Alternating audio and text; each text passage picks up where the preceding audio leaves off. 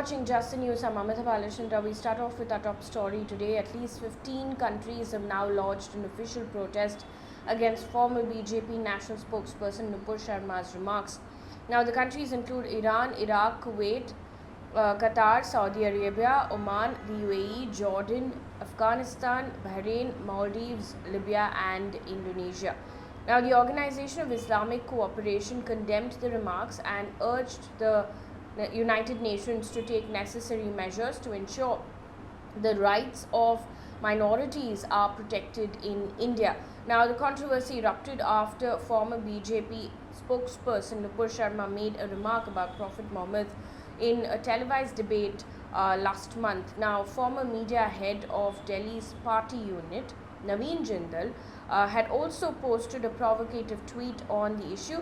Now, the two leaders have issued a public apology, but the BJP has suspended Ms. Sharma and has expelled Mr. Jindal as well. Now, India has so far maintained that the remarks do not reflect the views of the government of India. In the meantime, this is the latest update. The Mumbai police on Tuesday summoned Ms. Sharma on the 22nd of June to record her statement over her controversial remarks. Here's what's at stake, and this is data that has been shared by the BBC, which says that India's trade with the Gulf Cooperation Council, which includes Kuwait, Qatar, Saudi Arabia, Bahrain, Oman, and the UAE, stands at $87 billion in 2020-21. Millions of Indians so far now live and work in these countries and send millions of dollars back home as well. And the region is also the top source for India's energy imports.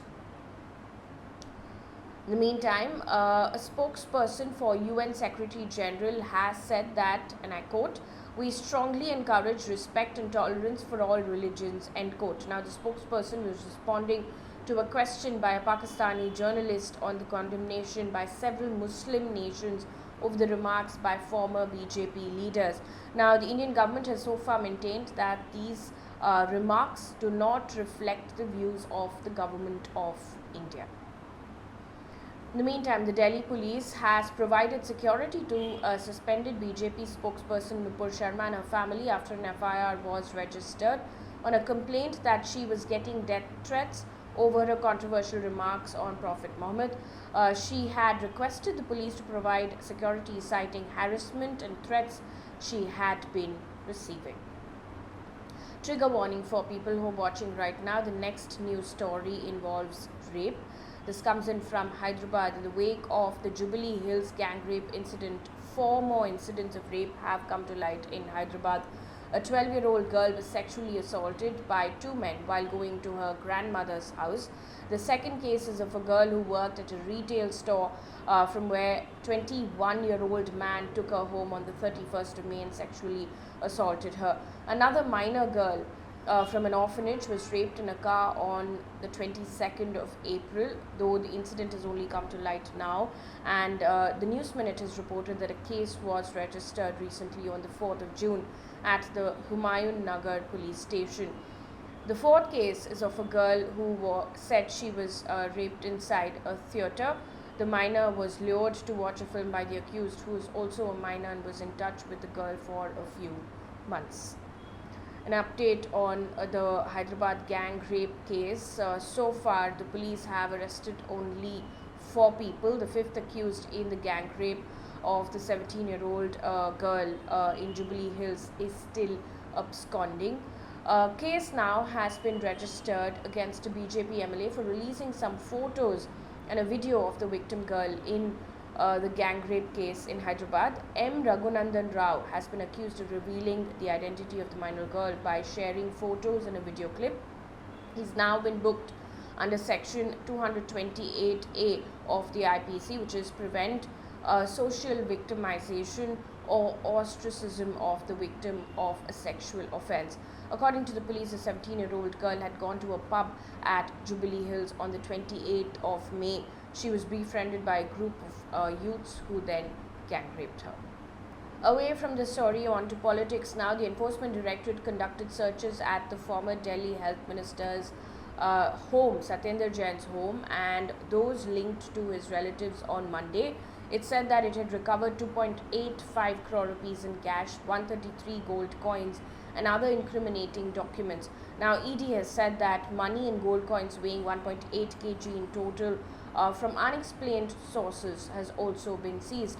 Now, Satyendar Jain was arrested by the Enforcement Directorate on the 30th of May and will remain in custody till the 9th of June. An update on the Sidhu Moose Wala murder case.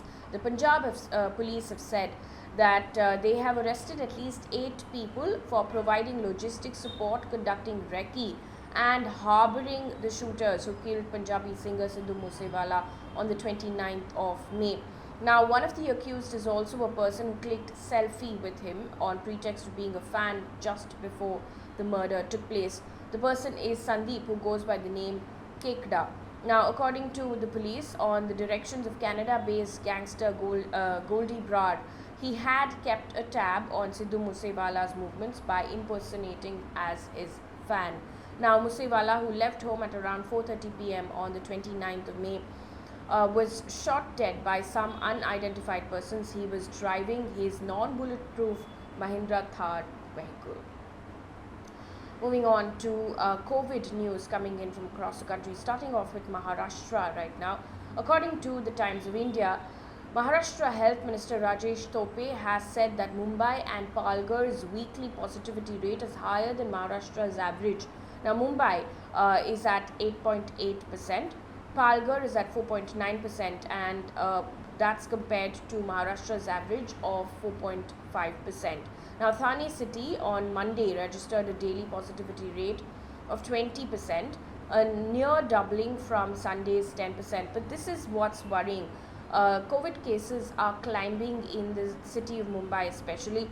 Mumbai has reported 1,242 new COVID cases in just the last 24 hours. It was below 1,000 new COVID cases a day earlier.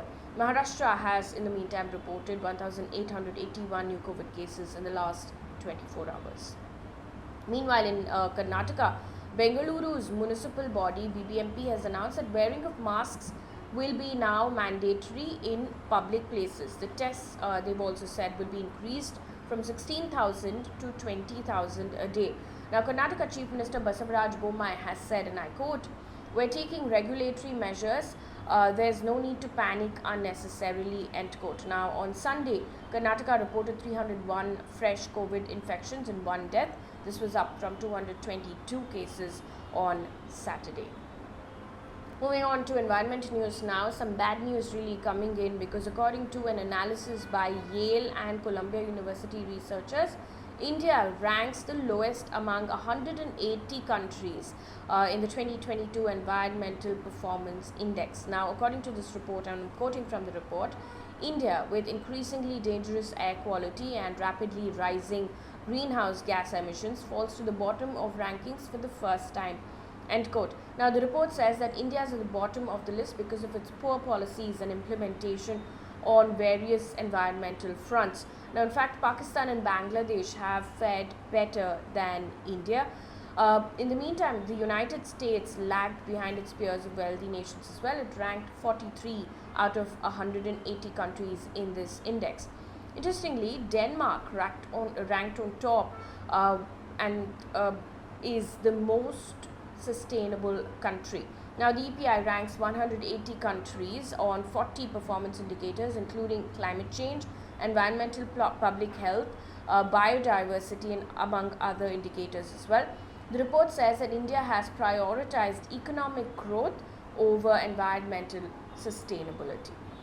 In the meantime, according to the IMD, heatwave conditions in the northwest region will continue till Thursday. Parts of Assam, Meghalaya, Arunachal Pradesh, Karnataka and Tamil Nadu will likely witness heavy rainfall as well. The IMD has said that the southwest monsoon has weakened over the Arabian Sea and the countrywide rainfall deficit is at 31% till the 6th of June.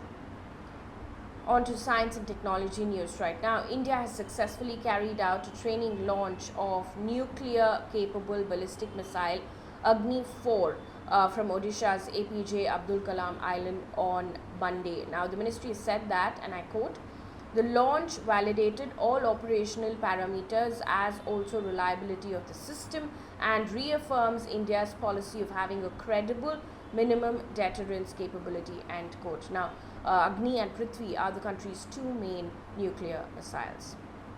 On to news coming in from across the globe.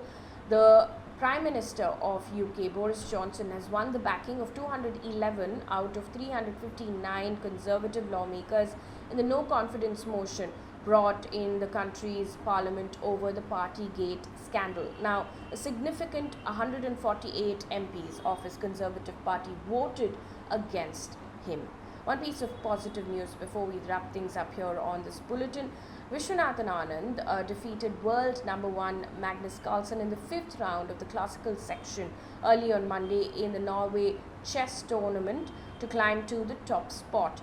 Now, the two grandmasters had entered the contest as co-leaders, but the win gave Anand the sole lead. Now, Mr. Anand now leads the table with 10 points, while Carlsen is on the second with 9.5 points, with 4 more rounds to go in this tournament. That brings us to the end of this bulletin. Thank you so much for watching.